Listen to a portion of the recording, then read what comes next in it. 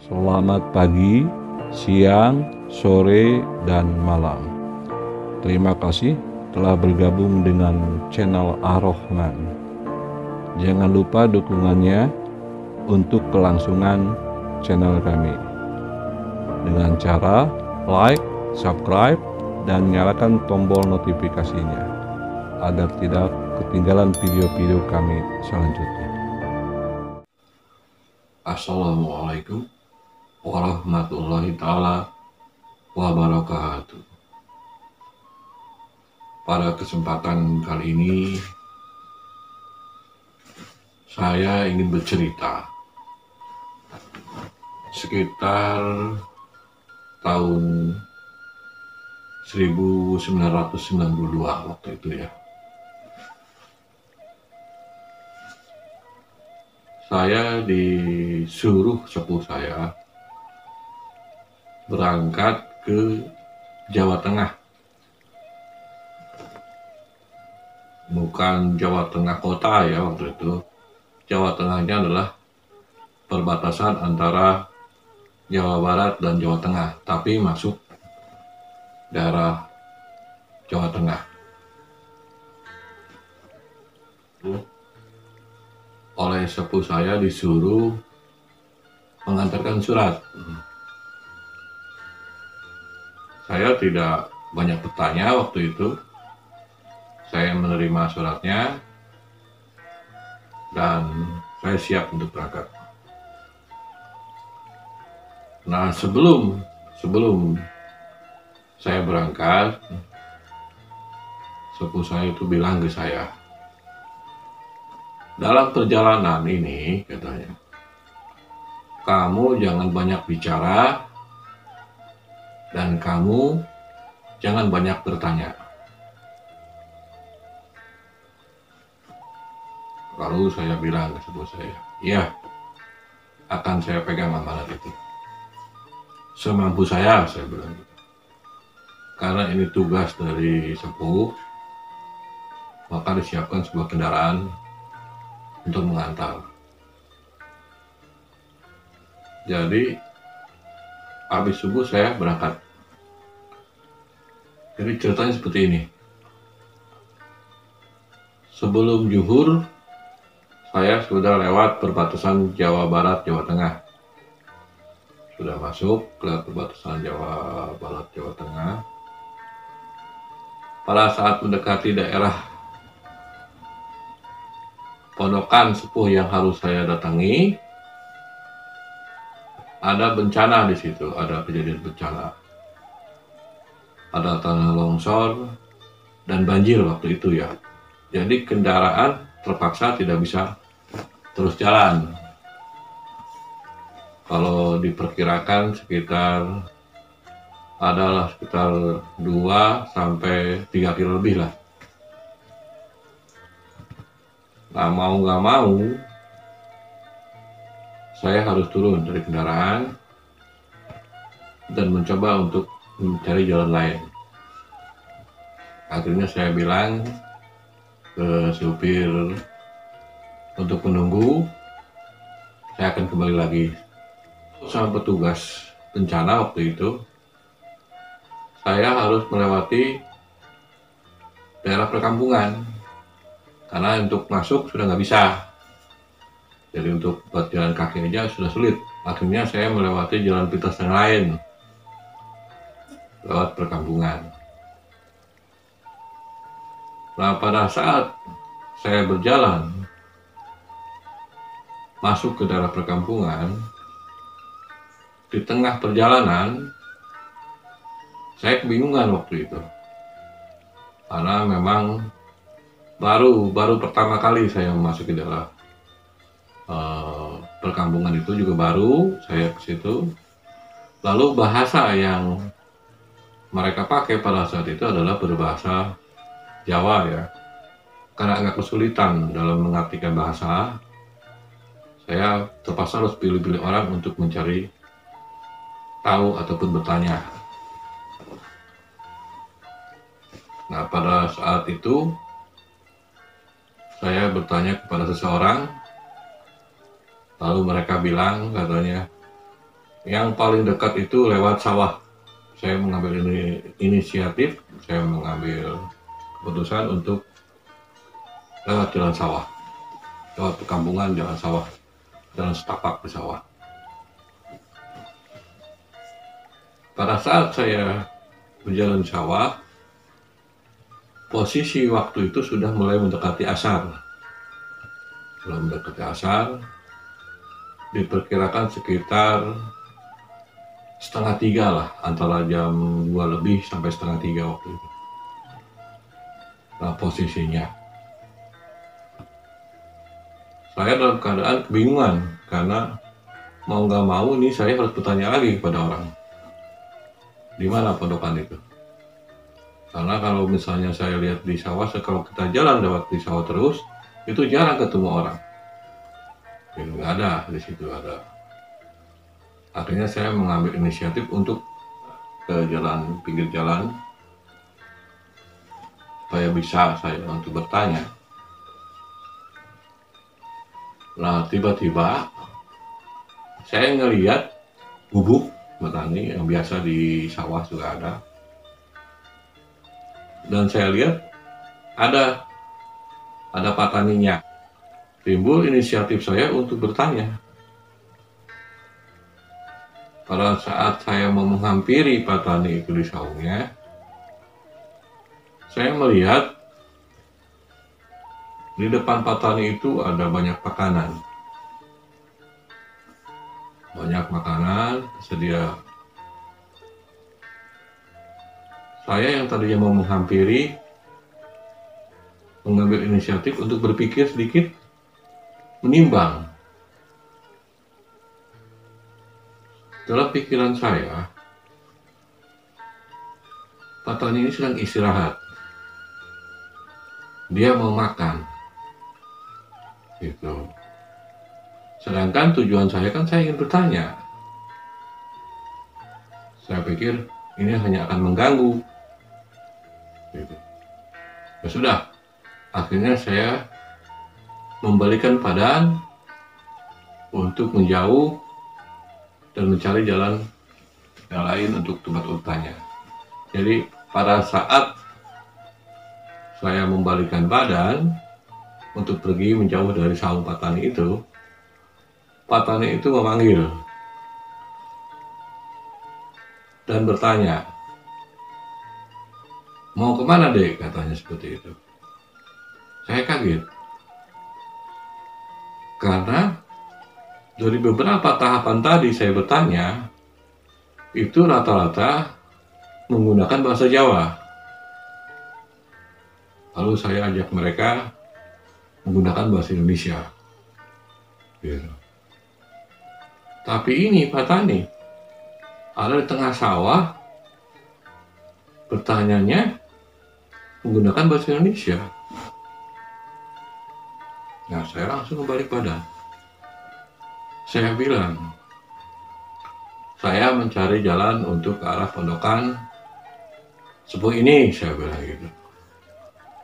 Nah, petani itu pun memanggil saya. "Sini, Dek," katanya. "Kamu duduk dulu di sini."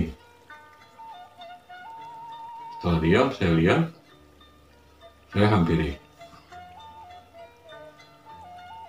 Pas saya dekati dia, saya lihat di depan petani itu sudah ada banyak makanan. Makanannya semuanya serba seperti baru dimasak, hangat. Bukan masak makanan yang dibuat dari tadi, bukan. Sepertinya baru dibuat itu si makanan itu. Terus saya bilang sama petani, "Maaf Pak, saya mengganggu. Saya hanya ingin bertanya, kemana jalannya untuk menemui pondokan ini, sepuhnya ini?" Saya bilang gitu. "Sudah, Dek, makan aja dulu. Duduk sini dan mari makan, temenin Bapak." Dan saya ingat perkataan suku saya. Kalau tiba-tiba di jalan ada yang memaksa kamu untuk duduk ataupun apa, dengarkan dulu apa yang diinginkannya. Akhirnya saya pun duduk. Lalu saya bilang sama dia, "Maaf Pak, Bapak kan mau makan, Bapak kan habis kerja, mau makan. Kalau tidak keberatan, saya hanya ingin tanya, kemana jalan atau arah untuk mencari pondokan ini yang sepunya ini," saya bilang gitu. "Nanti saya jawab," kata si bapak. "Sekarang temenin dulu saya makan." Ya pas saya, karena sudah 3 kali ditawarin sama dia, terus posisi saya juga memang pada saat itu saya akui lapar, akhirnya saya pun duduk dan mengambil makanan. Nah, sebelum makan, saya sempat bilang, "Pak, saya diajarin, dikasih tahu sama orang tua ataupun para sepuh saya, kalau kamu ingin makan, kamu harus kerja. Nah, saya ini mau makan, tapi kan saya tidak bekerja, Pak." Saya bilang begitu. "Nah, karena saya tidak bekerja, saya berarti harus beli." Gitu. Saya bilang begitu sama Pak Tani itu. Terus Pak Tani itu bilang ke saya, "Siapa bilang katanya Adek tidak bekerja? Adek sudah bekerja. Adek sedang bekerja." "Saya tidak bekerja Pak, saya cuma disuruh untuk menyampaikan surat oleh sepupu saya." "Sudahlah," katanya. "Yang jelas, suatu saat nanti Adek akan dapat bayaran dari pekerjaan Adek. Itu aja," katanya. "Sekarang ayo kita makan." Akhirnya saya makan. Nah, pada saat sedang makan, ada lagi pelajaran yang tidak biasa di situ. Ada dalam aturan yang biasa saya gunakan, kalau sedang makan, jangan berbicara. Di situ, saya terpaksa harus melanggarnya. Karena Pak Tani ini selalu mengajak bicara saya sedang makan. Akhirnya, saya pun menemani bicaranya. Ada pembicaraan yang membuat saya ingat sampai sekarang. Dia bilang begini ke saya, "Sebetulnya apa yang Ade cari?" Saya bilang, "Saya tidak mencari apa-apa Pak," saya bilang gitu. Dia ketawa. Lalu dia bilang lagi, "Adek, sebetulnya apa yang Adek inginkan?" Saya pun bingung. Saya tidak mengerti pertanyaan Bapak, saya bilang begitu.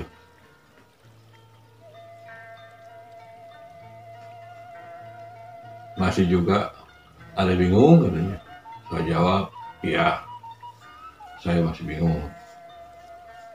Sekarang apa yang sedang Anda pelajari?" katanya. "Atau Anda pikirkan?" "Oh," saya bilang, "kalau itu saya ingat saya disuruh mempelajari budak angon, Pak. Saya bilang begitu oleh sepupu saya. Sedangkan saya tidak mengerti, saya bilang gitu. Oh,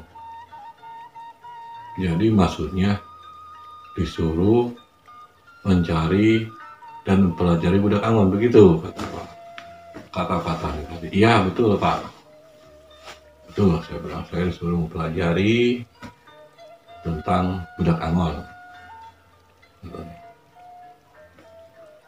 Ini saya jelaskan, kata Pak Tani. Yang dimaksud dengan budak angon adalah katanya, orang yang mau bekerja keras, orang yang tidak pernah mau menyerah, ulat, dan dia selalu ingat akan penciptanya. Saya langsung bilang, berarti yang dimaksud dengan budak angon adalah mereka yang bersungguh-sungguh bekerja, bersungguh-sungguh mencari, dan bersungguh-sungguh membuat kebaikan, dan selalu ingat akan yang menciptakannya. Dan budak angon itu, kata Pak Tani, dilanjutkan pembicaraannya sama dia, tidak harus pejabat, tidak harus seorang ningrat, tidak harus rakyat biasa. Siapapun bisa jadi budak angon. Yang penting kesungguhan, keikhlasan, dan ketulusannya dalam mengerjakan sesuatu. Saya bilang, oh iya, saya mengerti Pak. Bapak tanya lagi, ada yang paham? So, ya, saya paham, saya mengerti. Nah, yang ada cari sesungguhnya bukan budak angon seperti itu. Bingung lagi saya waktu itu. Jadi maksud Bapak apa, kata saya. Yang ada cari dari sekian budak angon, hanya satu yang benar-benar budak angon. Semuanya budak angon, tapi satu yang sesungguhnya budak angon. Aduh Pak, saya jadi pusing, saya bilang. Ya sudah, sekarang habisin makannya. Setelah beres, silakan ikut melanjutkan perjalanannya, katanya. Akhirnya saya menghabisi makanan, beres. Lalu saya bilang, Pak, ini kan kotor piringnya. Bagaimana kalau saya mencucinya? Di mana tempat airnya? Saya bilang gitu. Kata Pak Tani tadi bilang gini. Pak Tani itu bilang, sudah Dek, tinggalkan aja. Sekarang katanya, Ade lurus jalan ini, ikuti jalan setapak ini ke sawah itu, terus ujung ke jalan setapak, terus ikutin, jangan belok, lurus. Di situ nanti ada ketemu pondokan yang ada cari, pondokan sepuh yang ada cari. Pokoknya lurus aja. Nah, di ujung sawah ini katanya ada musola. Nanti kalau bisa ada sholat asar di situ dulu, baru nanti melanjutkan. Ya Pak, insya Allah. Terima kasih. Sudah dikasih kita hidangan, sudah diberikan pengetahuan, diberikan sebuah pengertian. walaupun saya belum tahu percis apa yang maksud dengan budak Angon yang satunya ini. Dia ketawa, sudahlah, nanti juga ada yang mengerti. Dari situ saya melanjutkan perjalanan. Nah, sampai di ujung saya melaksanakan apa yang menjadi amanat Pak Tani tadi. Saya kerjakan. Saya di musola, saya berhenti, saya laksanakan dulu apa yang jadi amanatnya. Setelah itu saya langsung nemuin pondokan.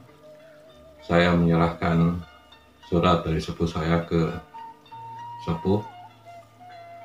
Nah, pas saya serahkan, sepuh itu bilang, "Sudah, ini saya terima, sekarang kamu pulang." Bingung saya di situ. Baru nyampe menyerahkan surat, sepuh yang nerimanya langsung menyuruh saya pulang. Akhirnya saya bertanya, "Sepuh, kenapa saya disuruh pulang?" Sambil membalik badan, sepuh itu bicara, "Kamu kan dikasih amanat untuk tidak bertanya dan tidak banyak bicara dalam perjalanan. Oh iya, pulang kamu sekarang." Sambil ditinggal saya. Akhirnya saya kembali tanpa sempat duduk dulu karena memang sudah disuruh pulang. Kembali, saya ikutin perjalanan tadi yang saya nyampe ke pondokan sepuh. Pas sampai di tengah sawah, saya bingung waktu itu. Sepertinya tadi saya makan di tempat pondokan itu, tapi ternyata tidak ketemu saya di sawah itu ada pondokan. Saya berpikir lama di situ. Kemana itu pondokan? Lalu akal pikiran saya berpikir, mungkin saya salah jalan, saya pikir. Jadi pada saat saya kembali, saya nggak salah mengambil jalan. Mungkin saya salah jalan, saya pikir ke situ. Langsung saya jalan lagi. Singkat cerita, saya sudah sampai di tempat mobil yang nunggu, dan dari situ saya kembali. Nah, setelah saya kembali, pas menjelang subuh, saya kembali ke kesepuhan. Saya ceritakan semua bahwa surat sudah sampai dan saya langsung disuruh kembali. Kesepuhan tanya, "Apa yang kamu dapat dari perjalanan kamu?" Saya jawab bahwa saya ketemu Pak Tani dan mendapatkan cerita tentang budak Angon. Silakan kamu pelajari dan jadikan suatu pengetahuan untuk kamu. Itu. Terus saya tanya lagi, "Maaf sepuh, Pak Tani itu bilang semua orang bisa jadi budak Angon. Budak Angon tidak harus ningrat, tidak harus pejabat, tidak harus rakyat biasa, maksud saya. Siapa aja bisa jadi budak Angon." Yang saya bingung ini satu, ya. Tapi dari sekian budak Angon, cuma ada satu budak Angon yang harus saya cari. Apa maksudnya? Kembali sepuh itu ketawa. "Sekarang ini kamu istirahat aja, nanti itu akan jadi PR buat kamu. Udah, kamu pulang, istirahat."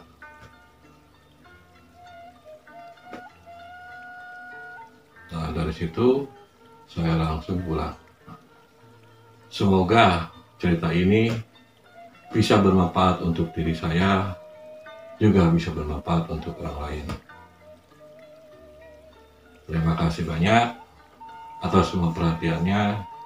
Apabila ada perkataan saya yang salah, saya mohon maaf lahir batin dunia akhirat. Assalamualaikum warahmatullahi ta'ala wabarakatuh.